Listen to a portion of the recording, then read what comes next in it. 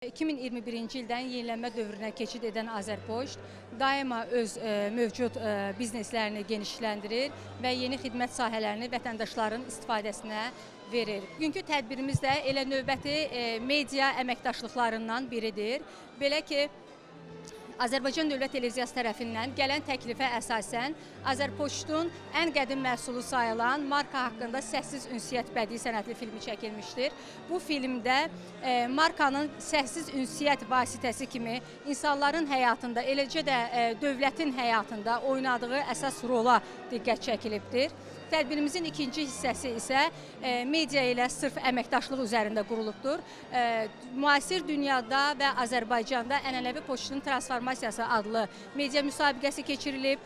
Həmin müsabiqədə əsas tələblərdən biri bu idi ki, jurnalistlərimiz həm dünyada, həm də poçtda, həm də Azərbaycanda poçtun keçdiyi dəyişiklik yolunu araşdırsınlar və bunu ifadə etsinlər və çox gözəl nəticələrlə də, çox gözəl yazılarla biz bu müsabiqənin nəticəsində tanış olduq.